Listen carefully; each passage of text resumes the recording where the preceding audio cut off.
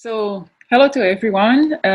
Nice to see you all for this panel for today. So, we're going to have a talk with several amazing women artists from different places in Europe. So, I will let each one of them present themselves, introduce themselves. So, could we start with Keisa? Sure. Hi. Sorry, I had to remember to unmute myself. I'm Kaisa Leka. I'm Finnish, and I've been doing comics for about 20 years now. Mainly travel stuff, autobiographical stuff. I work with my partner Christopher. In theory, we have a really clear division of labor. I do art, and he does design. What actually happens is that things tend to get more complicated, but our latest publication is called Russian Diaries, just came out this year, and it's a story of a 7-week paddling trip we did in Russia a couple of years ago. Okay, yeah. So you have a very different way of working. As usually we see that writers, we can picture them like working in their office all by themselves. So you're on the road and you're working at the same time. Yeah. With this book, I actually worked during the trip. So the book has some. It's like a replica, basically, of little travel diaries that we wrote together, and I drew during the trip, and then it all got colored afterwards and published as a proper book. So sometimes I worked based on really simple diaries, but this time I wanted to really try working on location to kind of get the catch the genuine feeling of the trip. Yeah, to remember the atmosphere that you're in and you put it onto the paper and get the whole of it. Yeah, exactly, because when you're working afterwards, you tend to sort of impose things onto memories, sort of making them maybe feel a little bit more grand than what they actually were.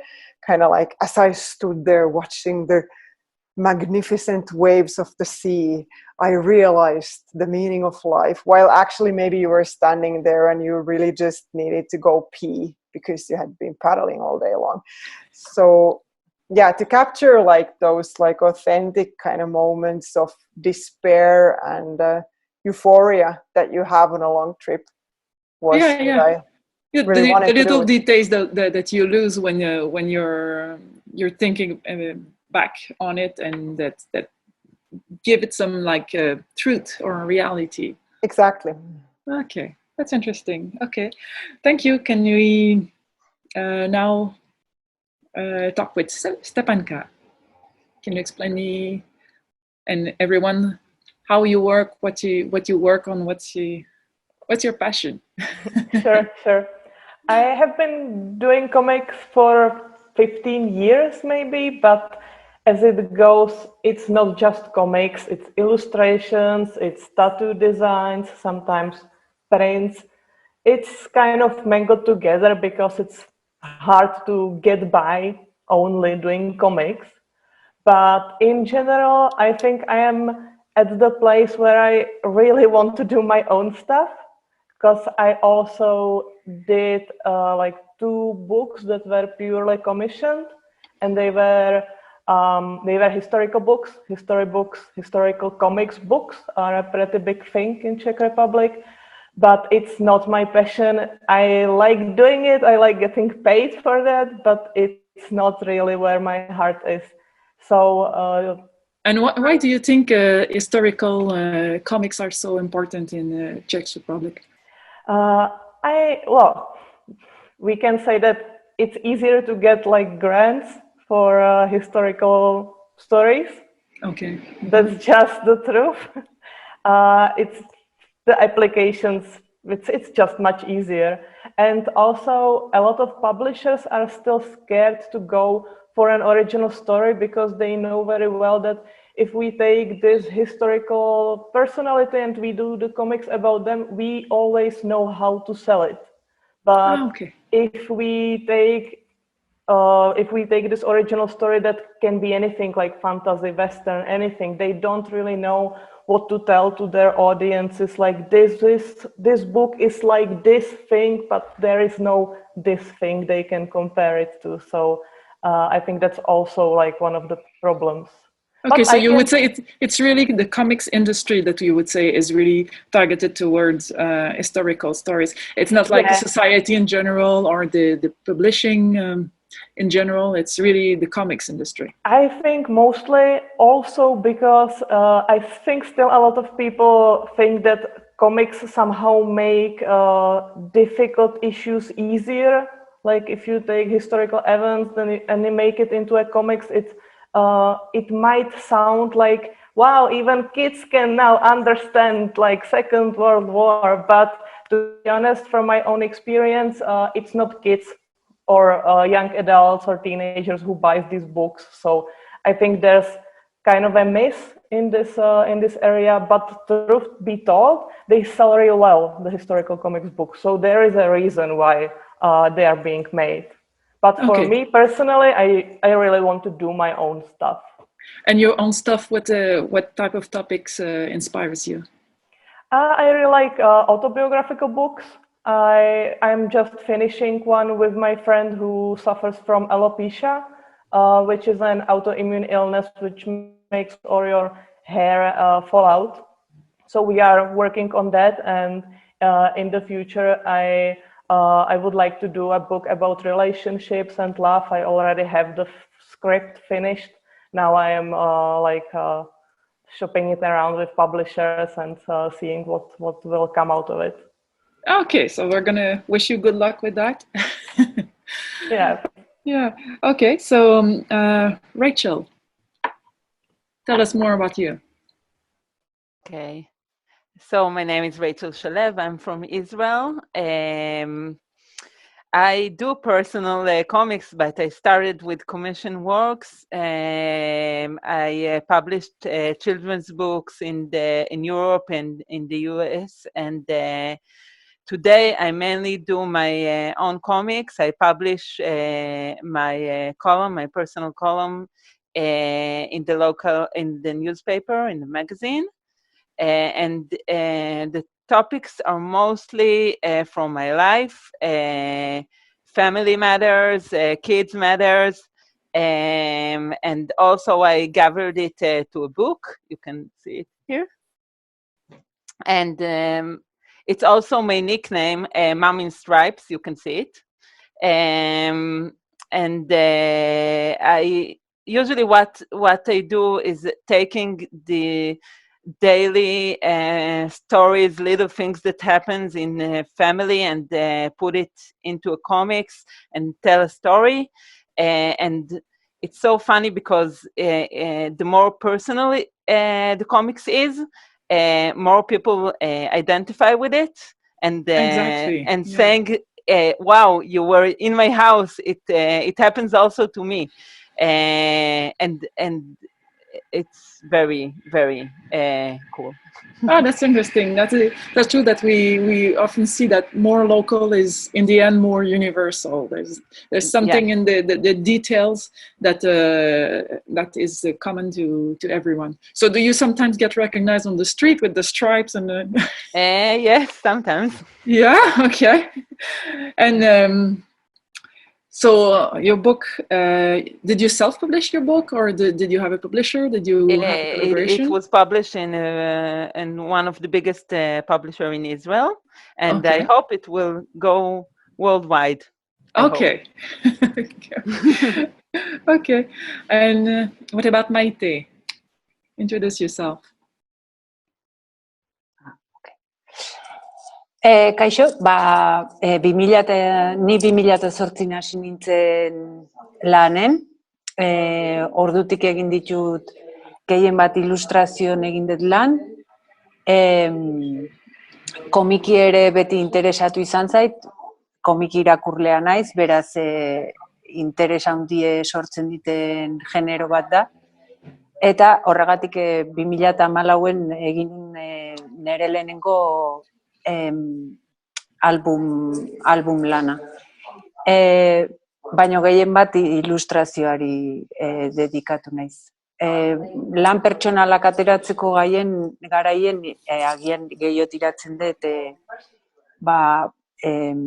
album ilustratuetara edo baina beti interesatu izan zait komiki ere. Eta uste dut gauza interesgarri bat gertatzen dela eta da komiki egin badezu edo interesa pizten baldin badizu eta ilustrazioa ere landu baldin badezu hirugarren bide bat irekitzen da, ez? Orduan ilustrazio lanetan ikusi dezakezu sekuentzia edo komikin eragine eta alderantziz komiki egiten dezunen ikusi daiteke ilustrazioan eragine ere. Eta bueno, iritzen zait hirugarren bide interesgarri bat sortzen dela hor.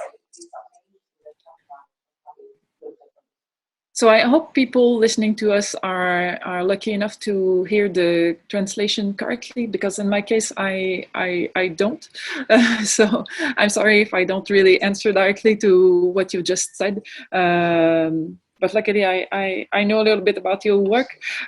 So can you tell us a little bit more about the fact that you told me you're working with a relevant author in your country, and you have to work on the storyboard. I think that that author is giving you stories, like storylines or stories that are written, and then you have to transfer them for the comics. Komiki enkarguk iritsi zaizkitenetan, izan die bat album honetarako eta bestea aldizkari bat dago hemen Xabiroi izena duna eta bertarako noiz edo noiz kolaborazioak egin ditut. Kasu horietan beti iritsi zait gidoia, baino ez gidoi, komiki gidoi bat, baizik eta gidoi bat testu bakarrik litzekeena, ez? Orduan, storyboarda egitean lana niri egokitu zait, eta hori bai da zeozer asko interesatzen zaitena. Uste dut komiki, niretzako komikitik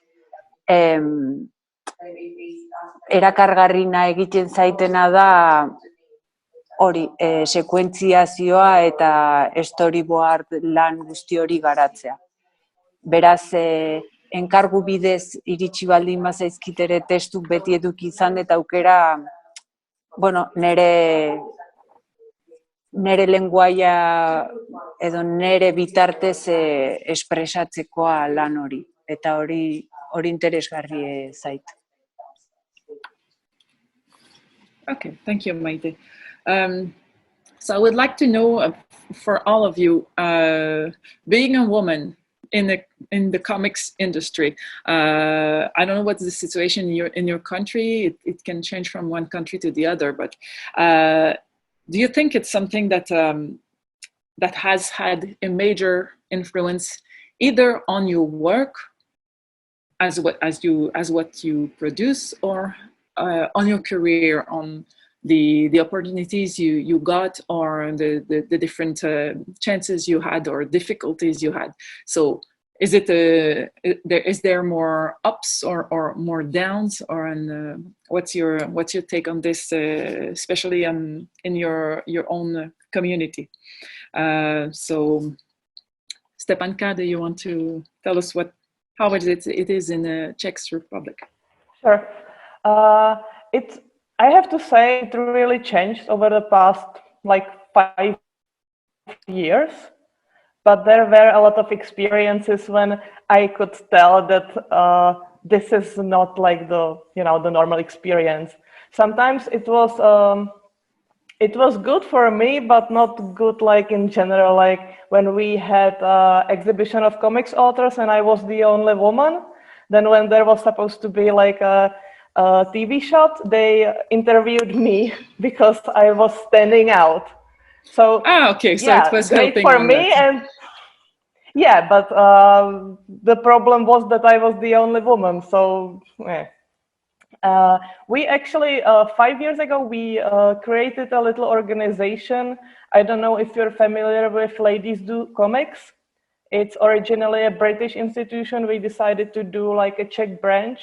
And we started like doing symposiums, exhibitions, and just trying to push more female authors in the spotlight, pretty much, because we felt that they are here, but still the average take on this is that most comics artists are male, but we saw that this was not true, so we wanted to give them a space where they could present themselves, also for them to meet. And I actually have it here. We put together this little beautiful book where like during all those symposiums, we put all the comics they made, and we also had some people write a history of, you know, the female comics in Czech Republic, and somehow like got it published, which was pretty hard. We did Kickstarter and everything, but in the end, we managed. So okay, so there's a sense of helping each other in the yeah, I hope so. I hope so. And probably the last thing I would say about this is that I think there's like half-half when it comes to gender, but it's mostly male comics authors who has their albums published. And I think it's because they are mostly older and they are like good friends with the publishers. Okay, and yeah. Again, the thing I said before, it's kind of hard to get into this clique, especially when it's not just business relationship, but like the social relationship, because they have been friends for years.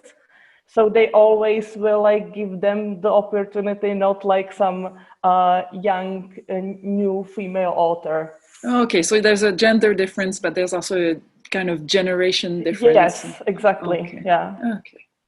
Okay, Maite, do you want to tell us about the Basque Country? Bueno, ez dut uste lagundu egiten du nik emakumea izateak, hori nire kasun behintzat ez dut nabaritu. Egie da, neronek ere etxetik egiten dut lan, gure lana nahiko bakarti da, ez dakit besteek ze pentsatuko duten, beraz, eta gure harremanak e-mail bidezko izaten dira askotan, beraz, panorama orokor bat edukitzeko zer gertatzen den, batzutan gauza asko lan modu honengatik eskapatzen zaizkigu edo. Guk ere Estebankak bezala Euskal Herrin baiaz irudipena dauketela hemen komikilari gizonezko gehiago daudela edo gehiago publikatzen dutela, eta ilustrazioen berriz gehiago daudela emakume autorek. Kurioso egin zait beti, horregatik eta hontaz konturatuta 2016en kolektibo bat sortu genuen, ze komiki egiten duten emakumek badaude, baino gehiago igual autopublikatu egin die edo fanzine mundun egin dute lan, edo espresio bidea hortik aurkitu dute, ez? Orduan jakinik bazeudela emakume autorek komikingan interesatuta zaudela, guk egin genuen kolektibo bat, komiki lan batzuen konpilazio bat egiteko, genero ikuspegitik feminista izango zana. Horretarako Alemanian badago Spring Magazine izeneko ezakit urtero publikatzen duten, baino emakumeen lana publikatzen dute, eta gustatu zitzaigun beren lan egiteko modu eta hartu genuen oinarri bezala, eta guk ere egin genuen gure konpilazio propioa, ez? Erakusteko badaudela komiki egiten duten emakumeek eta komiki munduen interesatuta dauden emakumeek. Gero ikusten dut gaina asko ilustrazio mundutik datozela, eta lehen esaten nun bezala iruditzen zait liburuen erantzune interesgarria izan dela, ikusten dezulako bi mundu horiek uztartzeko modu bat, ez? Eta iruditzen zaite erantzune originala izan dela, batetik emakumean ba interesak daudelako bertan, eta bestetik bide grafiko berrik aurkezten dielako, ez? Lehengo urten atera genuen gure lehenengo liburue, 2019, bertako argitaletxe batekin, diseinu lana eta gure eskukuntzan, saiatu ginen eukitzen erabakitzeko botere hori lanaren gain, eta hurrengo urten saiatuko gera beste bat ateratzen. Kolektibon gaude neska batzuk, baino gonbidatzen ditugu beste miresten ditugun euskal autorak, autore emakumeak, baita ere parte hartzea bertan. Eta bueno, horrela sare bat egitea lortzen dugu, elkar laguntzea, rebisatzea gure buruk ere, eta oso da interesgarri eta berazgarri horregatik. Yeah, it's interesting to see that there's a very much a link with what Stepanka was saying, that women tend to gather together to try to help each other, get some more attention on the work, and there's a sense of community that is very interesting here. Rachel, would you say you see the same thing in Israel? I think it was like this in the past. Also, Israel is quite a young country without a lot of history in comics, so everything is very new. It was like this, it became better because a lot of the leading comics artists in Israel are women.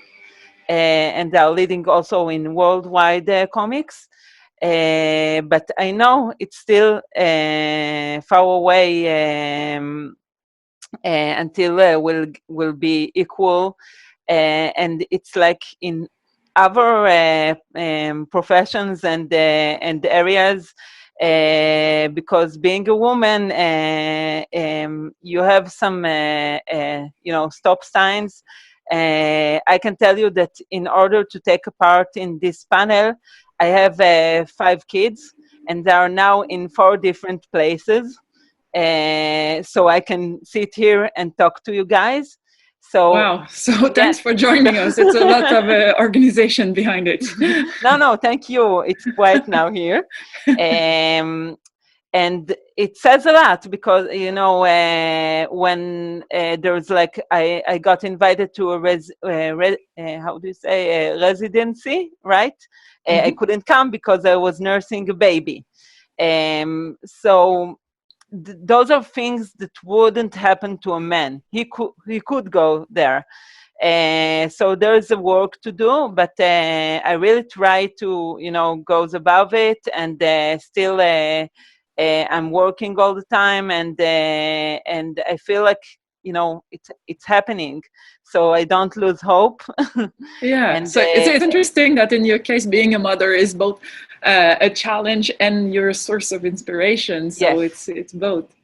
Yes, exactly. It's a benefit and the downloads. It's all together. But all of us, we know that as an illustrator and comics creators, life combines with the creation. So I feel it like, full powered in my life. I'm using it also, like you said. Yeah, and you're the perfect example that if people like to write or do some creative work, there's never a perfect time, and if you like it, you have to do it right away, and not wait for that. Yes, like Kaisa said, right away, and when it's fresh and you can remember it.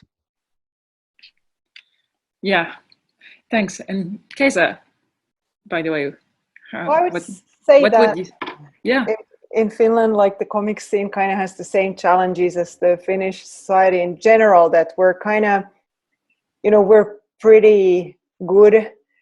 We've done a pretty good job at creating a society that's pretty equal, but a lot of people feel that this is a job that's already done, that, that we've achieved like full equality.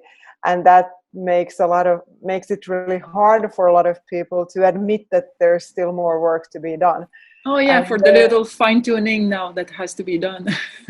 Yeah, kind of, because I mean, obviously there are a lot of countries in the world where women don't have it as good as in Finland, but it doesn't mean that we're perfect. And that's like the challenge I feel, sort of forcing people or making people admit, sort of showing these issues that still exist. Like, for instance, when the Me Too thing really like blew up online, I happened to see like a person who's pretty active in the Finnish comic scene say, like in an online discussion, that these problems we don't have in the Finnish comics scene, that he couldn't imagine anyone doing anything like that, surely not among the comics people, while I personally have heard people describe harassment happening in the comics scene, and that, I think that was like a pretty good example of not wanting to, admit that there's still work to be done, that we're not perfect. Okay, so yeah, there are discussions and people have different perspective on this topic.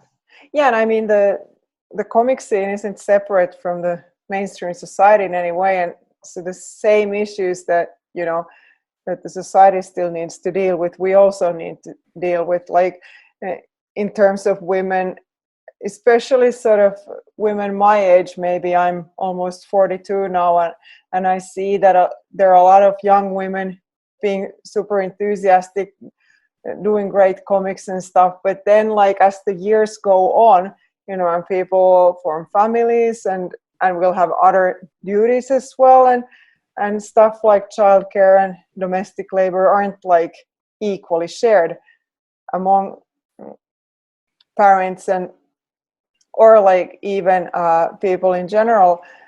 What tends to happen is that men go on in their careers to do bigger and bigger books and winning more and more important prizes, while women often kind of, and I mean, I love self-publishing and zines, but I want to see more big books by women. I want to see women also move forward into being like important, great artists, Yeah. Some mainstream artists that can lead the way and open and get more readers maybe to come to the more smaller and more peculiar work. And exactly, like I want to see women as like these sort of main features of culture, who get statues in parks and great big art prizes and all that, and not just sort of there being a lot of women like on the grassroots level, and then men being like the important artists.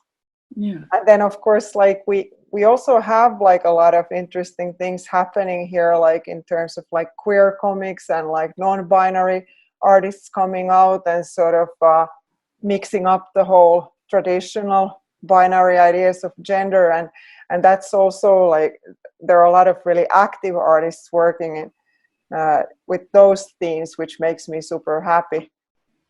Yeah, okay, so that's another field that has to be worked on. For some space has to be given to different perspectives. Rachel, what would you say about the pandemic and for your work? Did it impact your work? Did it impact the way you were working? The what? Sorry? The pandemic, the COVID pandemic. Okay. I found out many things. First of all, I had a baby. I gave birth to a baby during the COVID, so it was quite shocking. I found out, usually I think that in order to get inspiration, I have to go, you know, like to sit outside in a coffee house or meet people, travel, do some outside doors activity. And get inspired, write the comics, and then go to my studio and illustrate it. And then I was with the children in the house. I had very little time to do it, and very little space right here.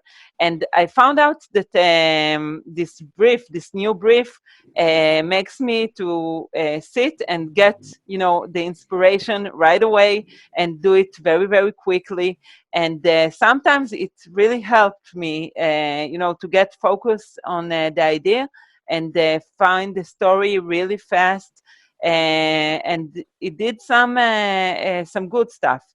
Also, all the world of live lessons and live lectures. I started teaching illustration for kids and do other live sessions. And it really started, people started to invite me to do this from different countries. So this was new and very refreshing. So also good stuff came out of it. Okay, it's good to hear that. Yes. What about you, Stepanka? For me, I think that mostly stuff didn't really change because I'm working from home, my boyfriend's working from home, so we just kept doing the same. In the beginning, I was actually kind of happy about it because finally the fear of missing out was just gone. Yeah.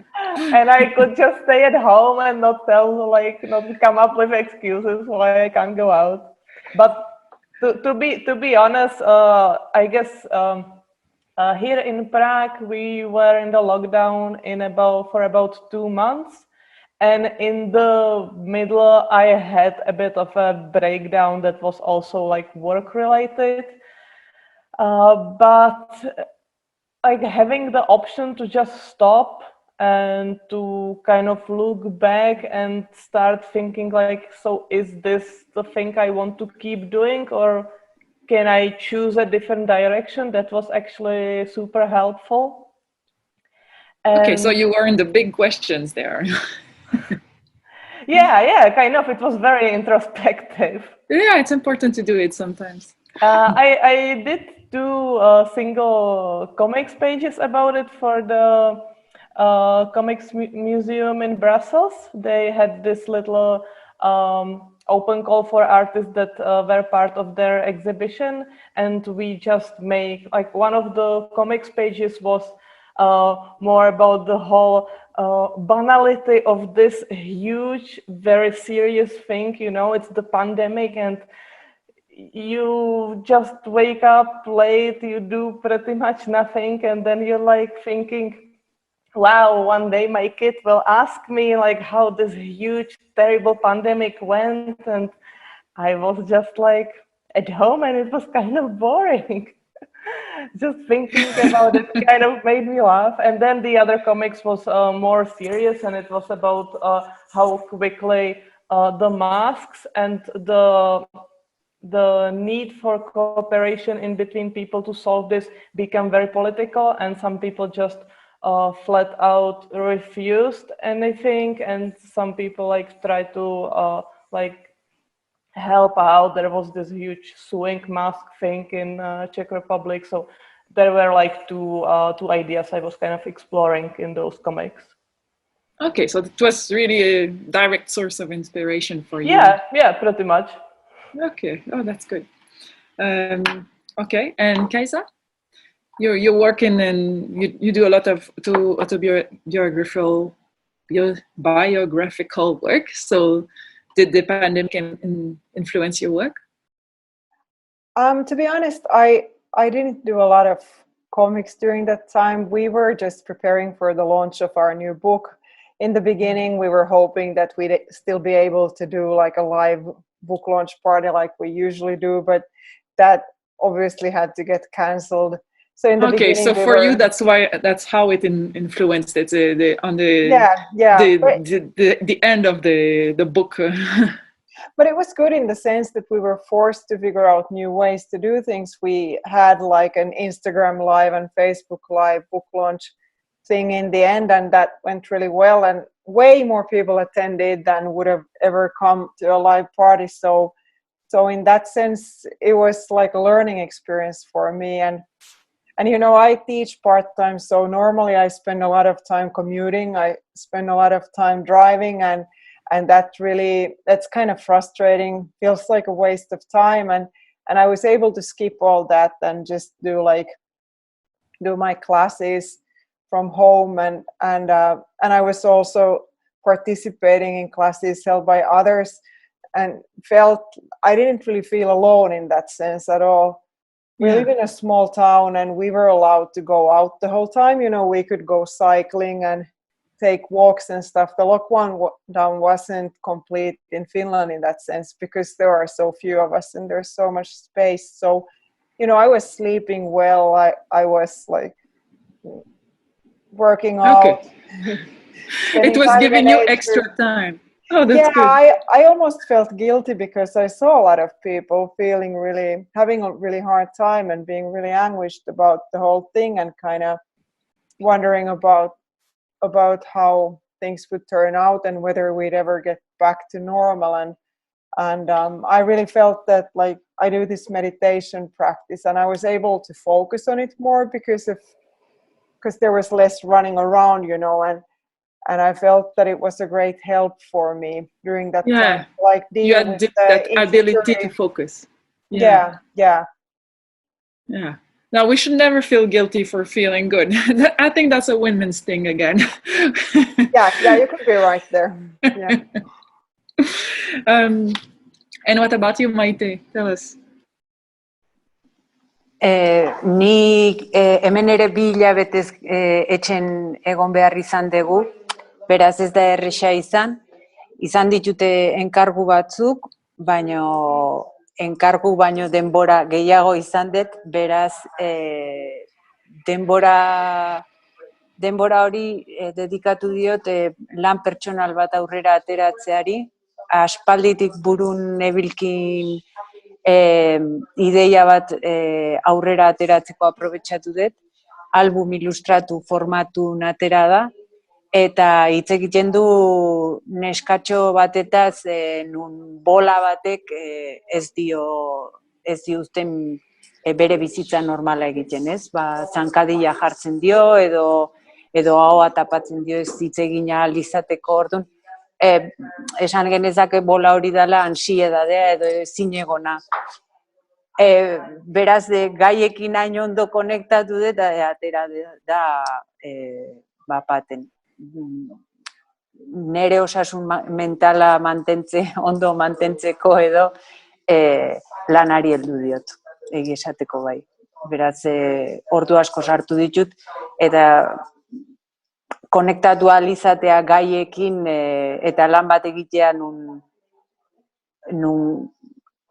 gai hori airen zegonez, eta sentitzen nun zeo zer zan, atera da oso errez. Eta, bueno, gero aurkeztu nun lehiaketa batera, eta finalista gelditu da, beraz, urrengo urten, aurtengo urte bukaeran edo urrengo urte hasieran publikatuko da, beraz, bueno. Congratulations. Eskerrik asko. Good. So, in the end, it seems pandemic was helpful for most of you. Well, there's a bright side to things. Always see the bright side. So I'm curious to know what are your major influences in the comics? Is it a woman, or is it man? Is it someone that is contemporary or from the past? So yeah, Keza, which were your major influences in the comics industry? I guess for me, like, the main thing was this Finnish anthology that was published in the 90s called Suuri Kurpitsa, meaning the Great pumpkin. And so I was super into reading as a kid and still am, and I had basically read like all the mainstream comics that the library had. We had a lot of like Lucky Luke and Tintin and this type of stuff, Asterix and Obelix, and so I had read all of those, and I was like, okay, what's next? Like, I want to read more. And on the next shelf there were these Finnish anthologies of like comics art, really like groundbreaking stuff. I'm just realizing afterwards now like how well ahead of their time those artists were. And like reading those things, there were some artists who are really well known today, like Katja Tukiainen, for instance, has done like a great international career, has been published in France, for instance, and also does a lot of fine art stuff. And so seeing like that work kind of felt like my mind was blown, like seeing what comics could be, that they could deal with ordinary people's everyday life, and it didn't have to be these like amazing adventures by incredible beings, in other worlds. And I guess like that's like when I fell in love with comics, like and wanted to start doing some of my own too, and realizing that an ordinary person's life can be important enough to be depicted in art. And I think it's really cool that in our time, like there's all this autobiographical work now, like 100 years from now, someone looking back at our time will see these stories of someone like, taking out their smelly trash and pitching a tent in the dark, and maybe staying up with a crying baby, and all these things that you would never see in art, from the past centuries, when it was like kings and queens posing, in their, fancy dresses and pearls and whatnot, and like important people, or some like fruit on a plate. But I feel that we're living like it's a great time we're living in terms of art. Yeah, that we can have some of everything, some fiction, some things that are closer to real life and real feelings, and also to be a witness of what society is right now. Don't even in all these like also difficulties that people have in everyday life. I find that there's great value in depicting sort of small ordinary things. And the hard things also, not just the nice things. So, and all these voices that are getting heard now, because comics is such like a low threshold art form.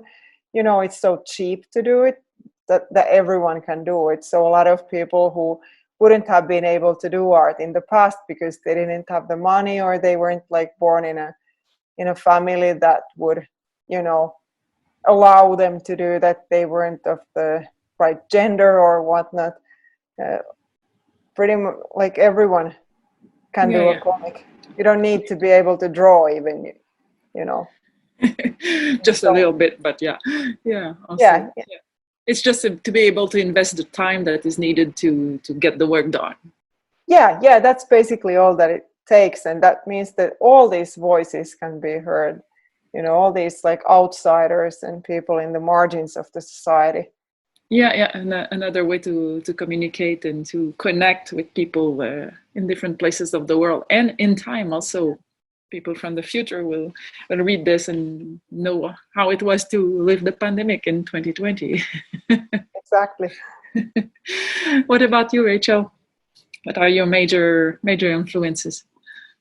If I'm thinking about comics, I had the honor to study in the academy at Rutu Mudan's lessons. And she's an artist that her comics won twice the Eisner Prize. And another one, a new book of hers is getting published right now. So she's a big inspiration for me. I learned a lot of her from her. in illustration and in comics. When I look at her work, the way she tells the story, the way she illustrates, I learn a lot. Also, when I think about inspiration of the illustration or children illustration, I really like Wolf Erlbuch from Germany. He's a great illustrator. When I was in the Bologna Fair, he was there, and his work is very collagey. And when someone asked him what his technique is, he said that he uses everything that's on the table in the same in that time. I really liked it. And also the things that Casey said, I remember I was in it seems like another world, but 2 years ago I was in the Metropolitan in New York, and I went there and I looked at ancient pieces and stuff. So like you said, drawings of wars and big moments in history, and I was amazed that you can go hundreds of years later and see these scenes and then learn about stuff that happened, and now we have the privilege to do it ourselves and freeze moments in our time, and if we would be lucky, it will stay, and people will see it. So this is a huge inspiration, and I think also as a storyteller, you get inspired by everything because you are in this zone of getting the stories and see stuff. So it can come, any moment. Yeah, keeping the eyes open, the ears open, and looking at what's happening around you. Exactly. Mm-hmm. And then you have to give it a child, Yeah, exactly. And then give a meaning to those things and transmit it to your reader. Yes, in a story, in an image and text. You're the editor, the filmmaker. I think we're very lucky to do that. Yeah, to have all those roles that in the movie industry, it's such a big team doing all those different type of works and working together to make the final product. But yeah, in comics you do everything. You're the writer, you're the dresser, the stylist, the photographer, everything. It's great. Yeah, you have to be multitasking. Yes. So Maite, what are your influences? Are they from your country, from your time? Are they women? Bai, emakumeak eta bertakoak aipatuko ditut. Komiki eta ilustrazioan tarten ibiltzen naizenez, beti interesatzen zait ilustrazio lanetan sekuentziazioa edo komikiko erramientak ikusten ditutenen, eta berdine alderantziz, ez? Komikitan ilustrazioko erramientak ikustea ere interesatzen zait. Edo nola ezkontzen dien begauza horiek, edo bi disiplinei tan lan egiten duten jendea interesatzen zait.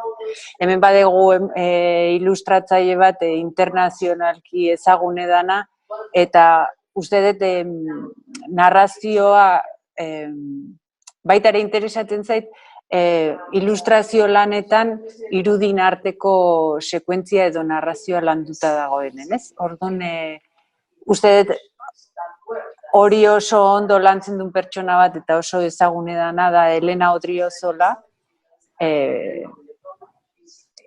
Ilustrazio lana egiten du gehien bat, baino narrazioa asko lantzen du edo horrela iruditzen zait niri.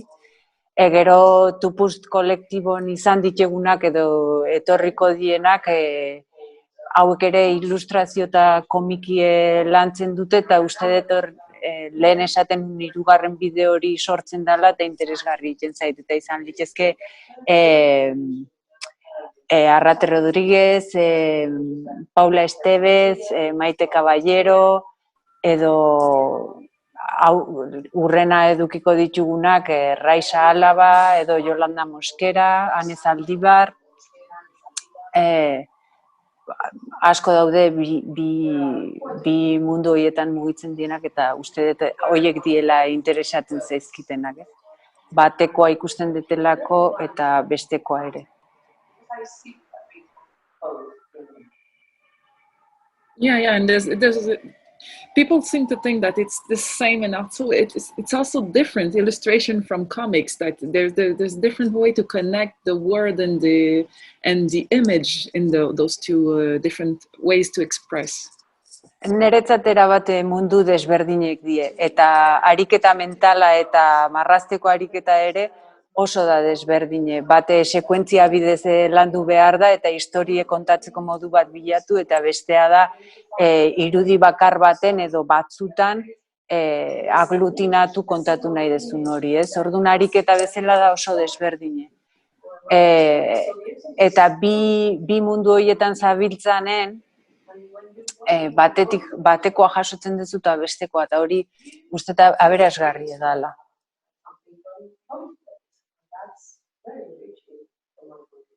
Yeah, exactly. And what about you, Stepanka? What are the influences that are exciting you and are giving you passion for comics? I have two. One is from the past and one is from the present. The one from past is one of the first comics I've ever read, and I still deeply love it with my whole heart. And I'm kind of sure that there must have been language mutations of this. It's called Witch. It was about 5 girls.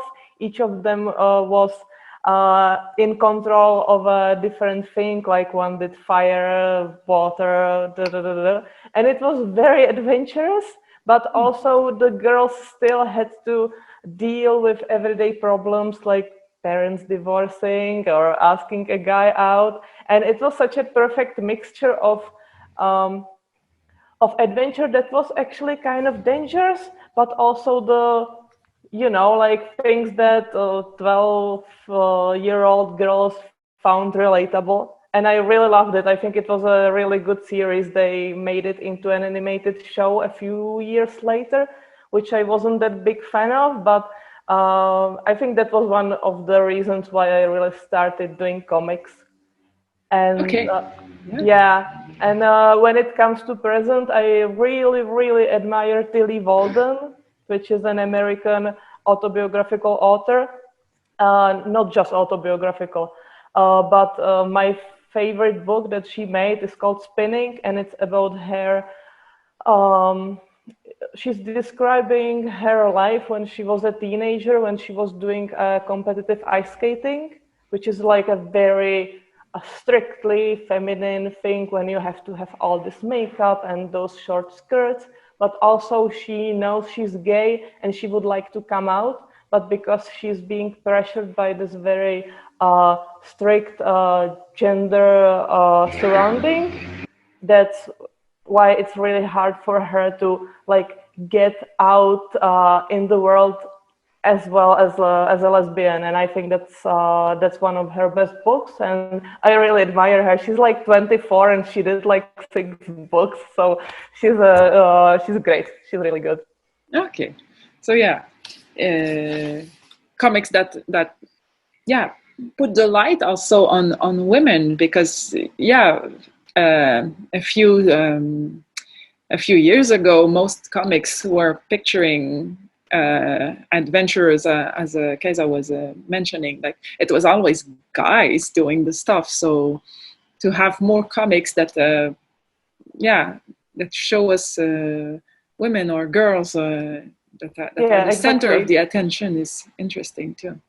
That's what we also try to do with the Ladies Do Comics organization, because it's not just about putting forward the female artist, but also thinking about what we actually do with women in those stories. Like, do they have any agenda? Do they have motivations, or are they just to exist or to be a foil to the main male hero? So that's also like a big part of like gender and comics discussion, I think. Yeah. Okay. So now should we see if we have someone asking questions from the outside, or I want to keep also some time so that you can show us your latest work or the work you're proudest of. But I do have one other question I would like to ask you. I would like to know what you're wishing for. What are your hopes for the comics industry, like either in general or in your country or for women? Is there something that you're thinking, oh, if only this could change, or this could get better, or this could be more developed or enhanced? What could be a new way to make comics more, I don't know, easy to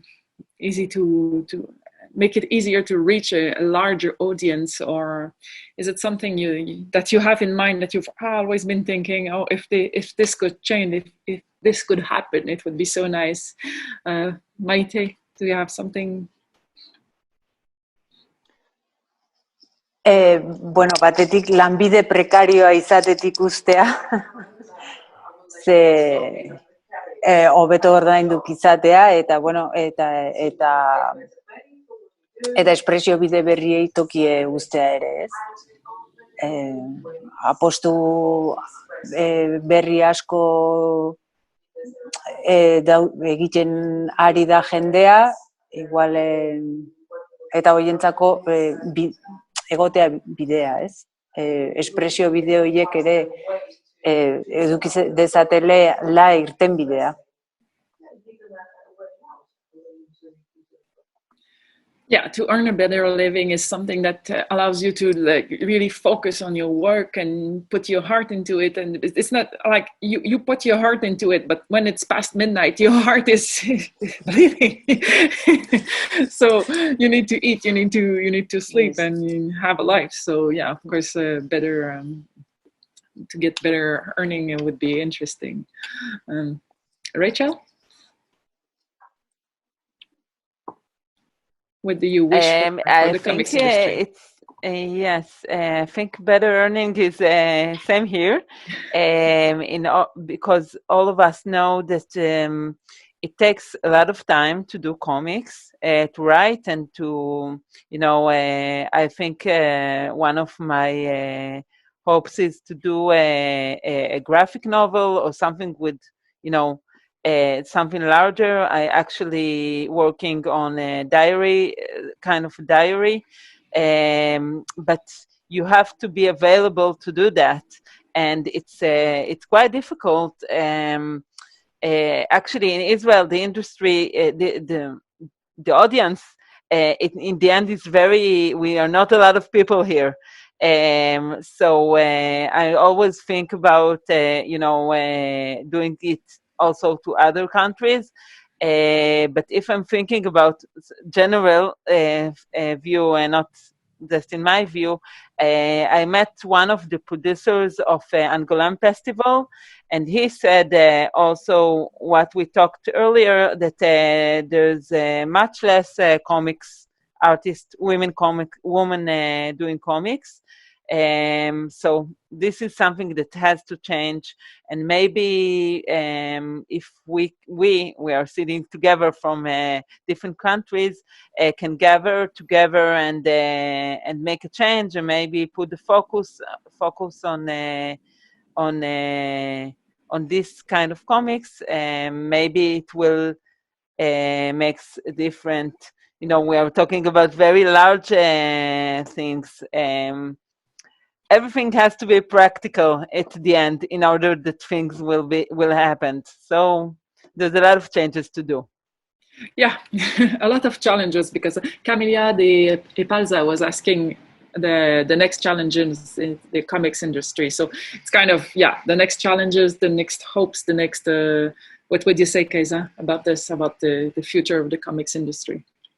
I really feel the same as, you know, as Maite and Rachel were saying, that there's no lack of great ideas. There's just a great lack of money. You know, like Virginia Woolf said it already, we need money and a room of our own. And that's really, like, there's so much great stuff out there and so many great artists. And it's a bigger question, of course, of social security for freelancers that I think needs to be solved. I think all over Europe we kind of have the same situation of having a lot of people with virtually no, like, you know, safety nets, because we're forced to be entrepreneurs basically while freelancing, and the sort of social security systems are to a large extent kind of outdated and based on a society where people would have a full-time job at a factory and then the factory would close down, and that's really, it doesn't really help us in any way.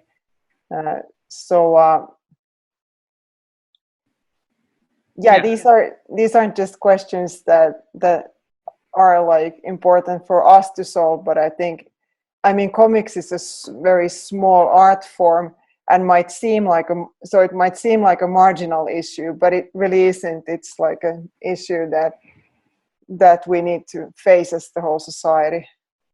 Yeah, to get to reach a larger audience and to widen it. What about you, Stepanka? I think there are two things that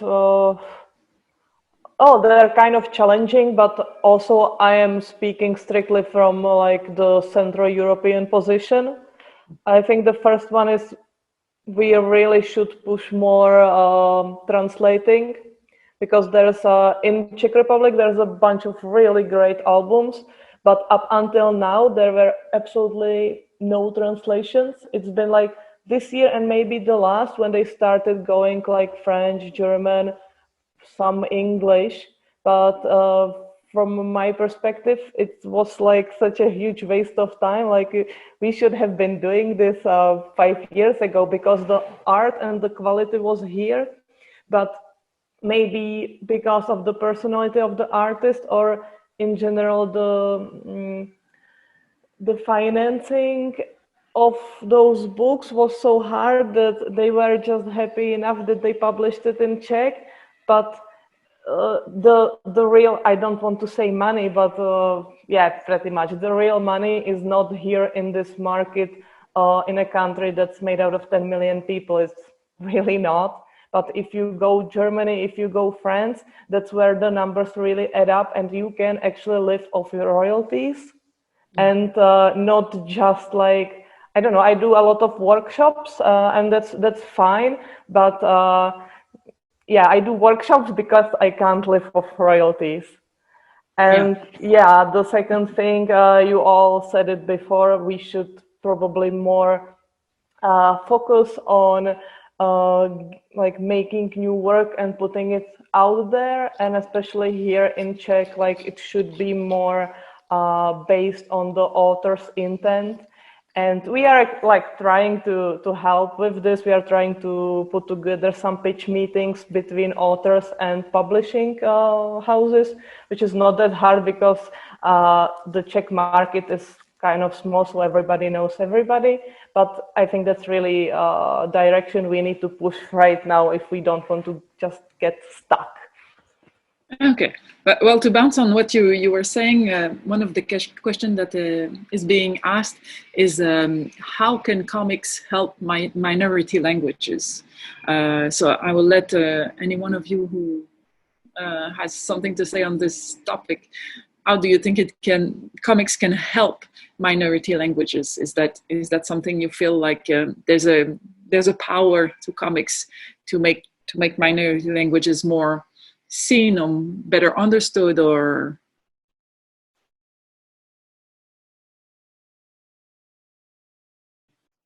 I didn't understand the question. What languages? Yeah, any minority language. Do you think it's a way that comics? I'm reading the question from Anaga. So, do you think comics can be used to help minority languages I don't know, thrive or be more understood or be more widely spoken or read? Like everything that is getting published, you know, and you tell a story about. I think it can help any topic you want to raise if you do it in an interesting way. Yeah. Yeah, and defending a language, I think maybe publishing something in a minority language, it also it creates a community of people who are reading this comic and that feel like it belongs to them because it's been made in their language. And sometimes things cannot be translated. So if a comic is created in your own language, it has there's something that comes from the culture and is blended with the language. And yes, it's a combination of the language that the text is written and the images and the story and everything. But like I said earlier, once you did it, it's in the world and it exists. So that's the power. And then you have to bring it to a larger audience. So that's the work. I think the fact that comics are like cheap to produce can also be a factor in that they can be really useful for minority languages because there maybe aren't funds to do, you know, great big publications, but small ones. And I mean, I don't want to sound like we were just talking about money, so I don't want to sound like, hey, let's do work for free and, you know, publish small things. But it is a fact that, you know, comics are, like, compared to movies, for instance, super cheap to make. And so in that sense, like for a smaller market or for creators representing a language that isn't like a very profitable, you know, publishing channel for big publishers, I think there can be a lot of potential for that. But it's super important to give opportunities.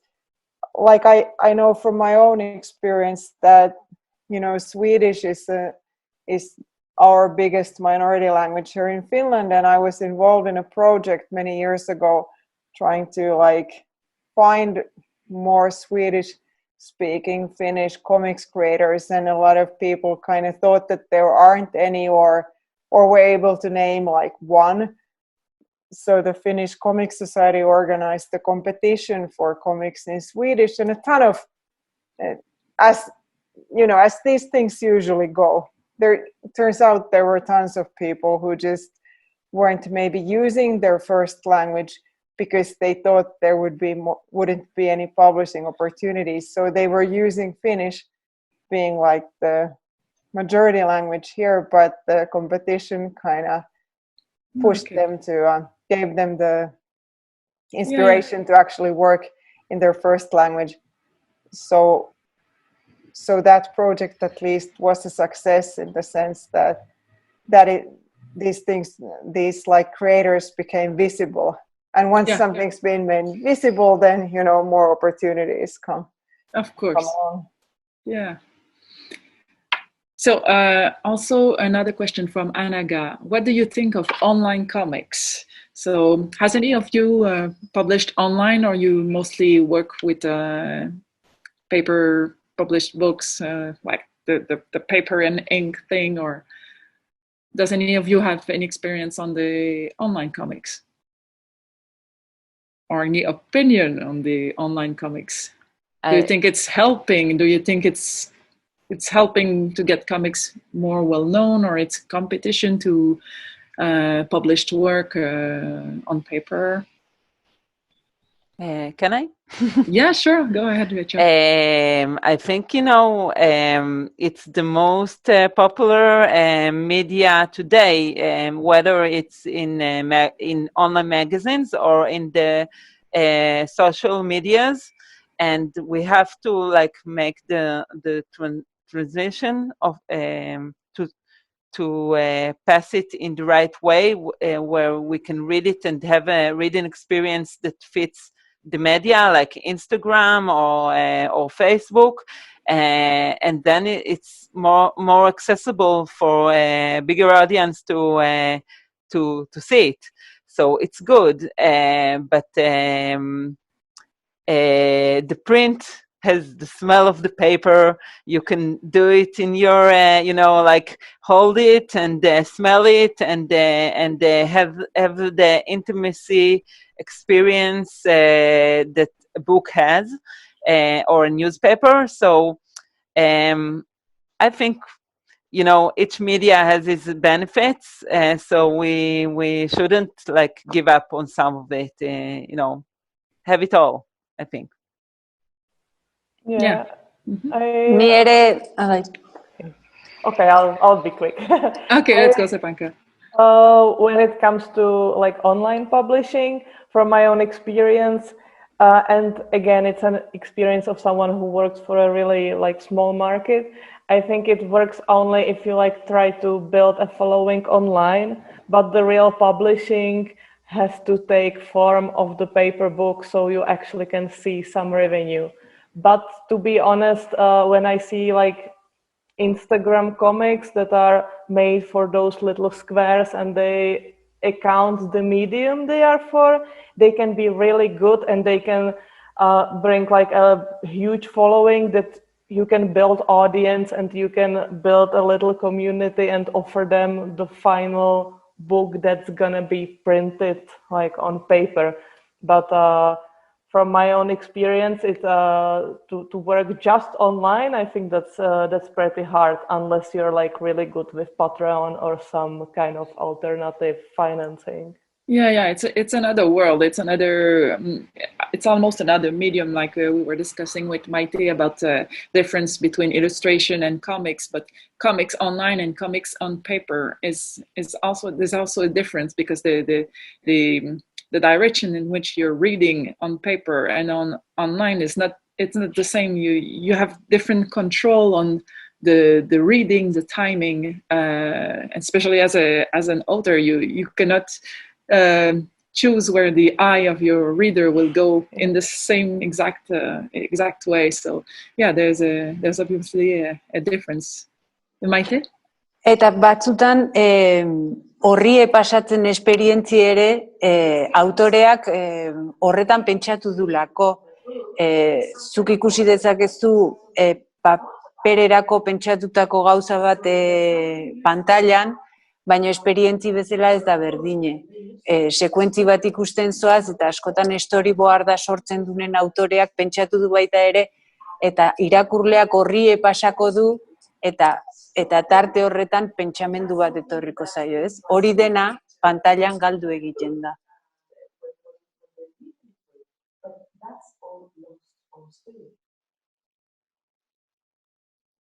Yeah, there's a very different way to express. Yeah, and I really also feel like as an artist, I like to have control of the final product. And online, I have very little control. Like people's screens are in different sizes, and there's, colors and light and everything. And a book is a book.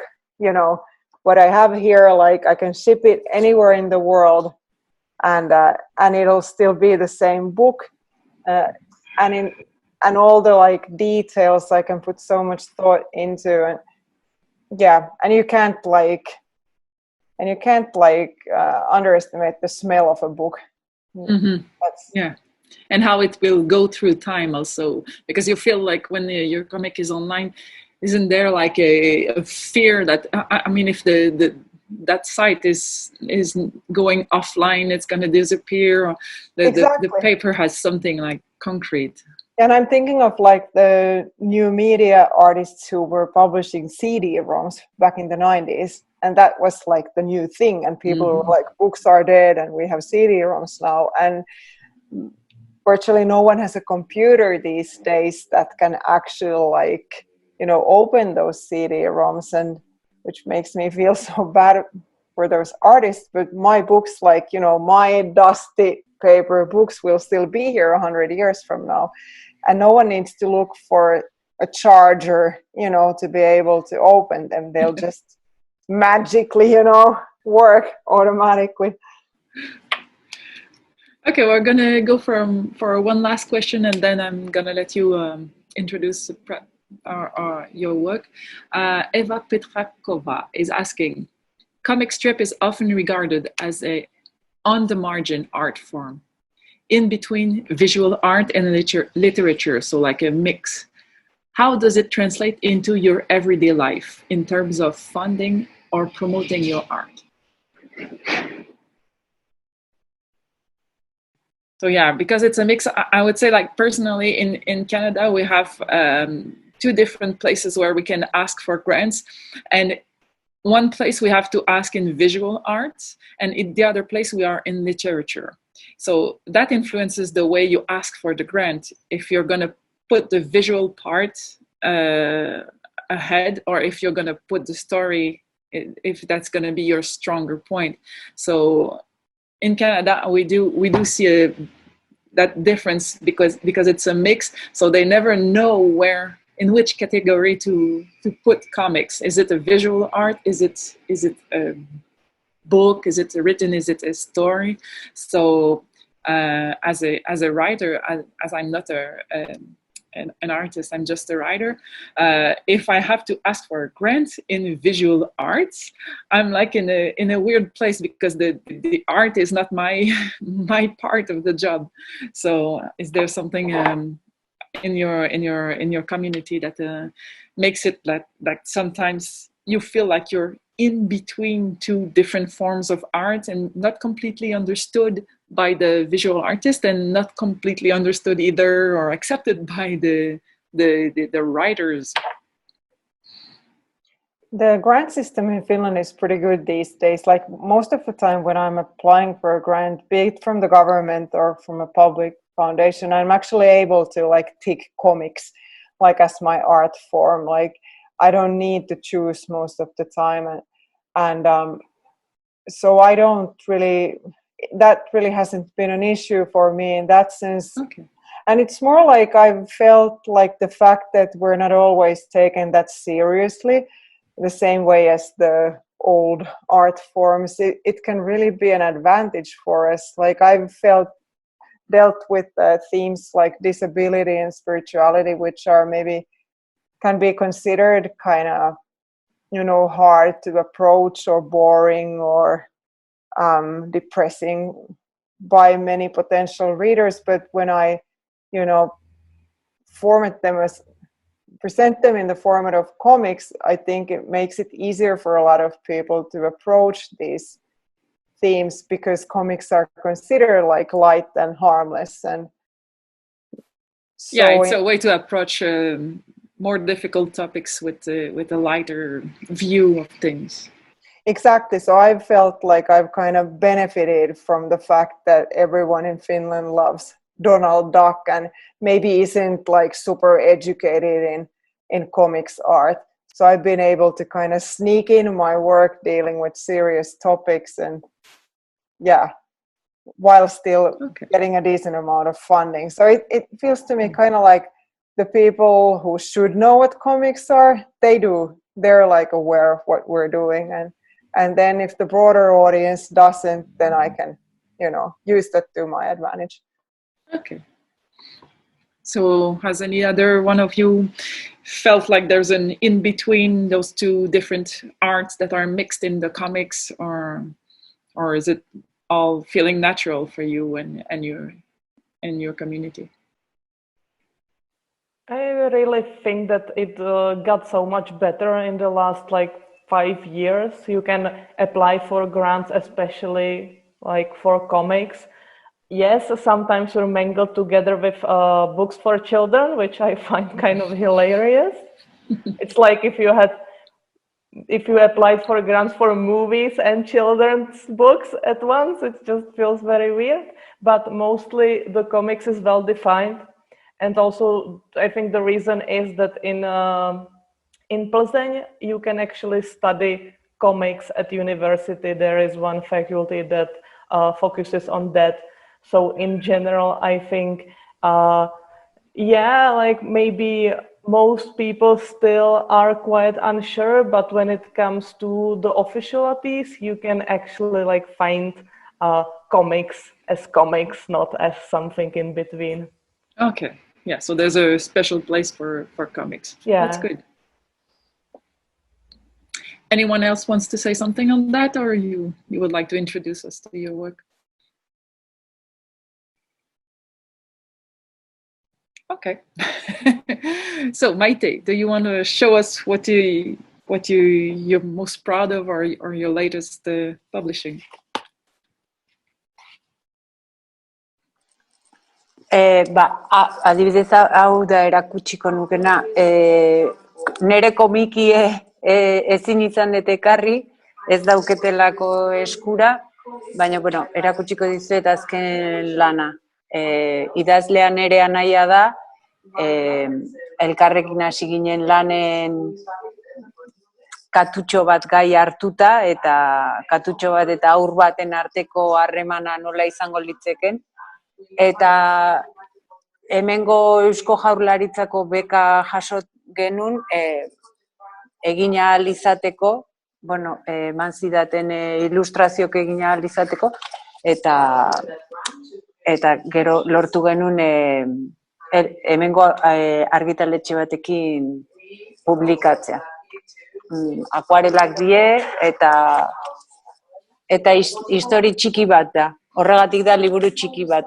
Ikuste genuen liburu txiki izan behartzula histori txiki bat delako. Hauxe da igual, ekarri duten. Okay, and where can we buy your books? Is it online? Can we have it on Amazon? Can we have it? Asko euskeraz daude, eta beste batzuk erderaz, beraz, baino titulo bidez bilatu ezkero aurkitu daitezke onlineko denda desberdinetan, eta igual nire lana ikusteko nire web horrira sartu daiteke, eta bertan ikusi daitezke zein bien argitaratu dituten titulok. Nire web horri da www.maitegurrutxaga.com.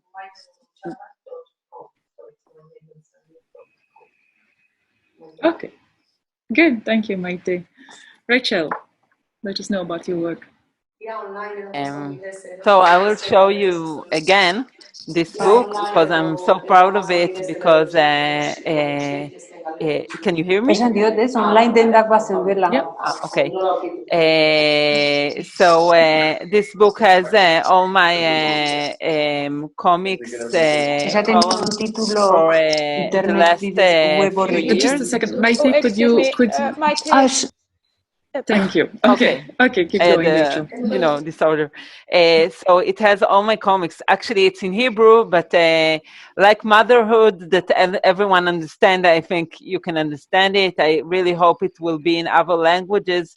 Actually, in the COVID period, we translated to a lot of languages, and we did like an online exhibition about Corona with you guys.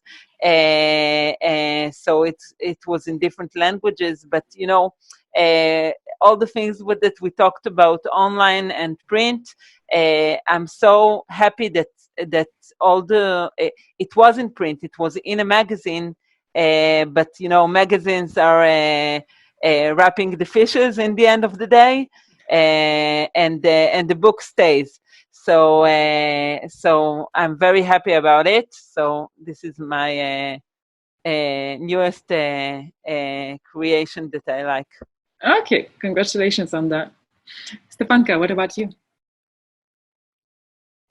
I can just, I talked about how I did some history books, so I can just quickly show you, but this is not really where my heart is, so I'm not going to talk about it much. Also, they are mostly very realistic because I guess you need to do that realistically, so it's like very proud and stuff, and not really into that. Anyway, the book I want to talk about is being published in like 3 weeks, so I can't show you the whole thing, but I can show you these little pages that I have. so you can get an idea how it looks. Yeah, we have a sneak peek of the Yeah. Good. And it's really hard to do it like this. I'm gonna shuffle through. Like you can see, like this little bald head. That's my friend.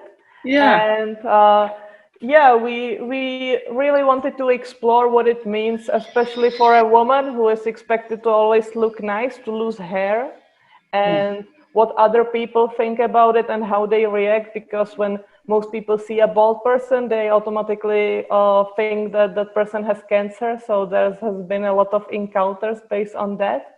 But we really want this book translated, so we are talking to publishers, and because the experience really goes like beyond languages, because she feels kind of like she doesn't belong. She feels like she's always under pressure, and we also wanted to explore what it means to have an illness that the doctors can't really explain to you. So you keep trying new and new stuff. You kind of dip your toe into that weird esoteric stuff.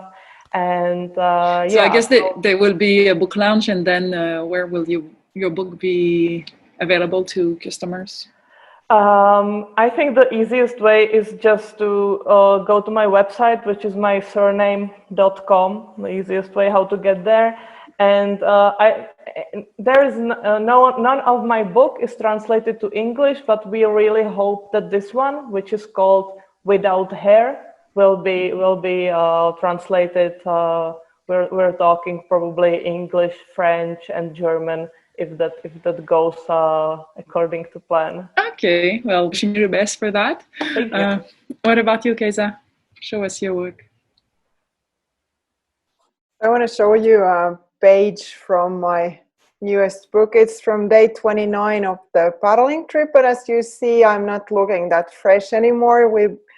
At that point, on a long trip, like at one point, this like trip fatigue kind of sets in, and you're so smelly, and your clothing is smelly, and everything is smelly, and you just really feels like no matter how many showers you take, it doesn't come off. And so we were like paddling in the wilderness, mainly in Russia, and only had like, cold lakes and rivers to wash ourselves in. But in the end, it always like works out nicely one way or the other. And one night we were in this small town that was kind of like a tourist destination, where a lot of people, like craftspersons, were selling their things for these tourists coming in on cruise ships. But after all the cruise ships left, we were invited to a party, like a genuine, Russian party, which was awesome. There was tea in samovars and little cookies, and Russians are super generous. Like when you get invited to someone's house, there will be little like presents and singing and dancing, and that, I guess those two pages kind of capture for me what like travel, when you travel like by bike or paddling or even hiking, like you're so like exposed to nature, but at the same time you meet people in a way like you never would. So for people who want to have a little taste of your trip to Russia and the smell of the of the paddling day 29, where could they get your book? We're kind of bad with websites, but we do have a nice website for this one. It's called Absolute Truth Press. That's the name of our little publishing house. But you can also get in touch with me through my own website. It's just like myname.net, so kaisaleka.net, and there are links to all our different books there. Oh, good. So I think anyone who is a bit at ease with Google will be able to find all of you and find your work and keep discovering what you have to offer. So thank you everyone for your participation for this panel. It was a great honor to talk to all of you. It was great. Thank you. Thank you. Thank you very much. Thank you.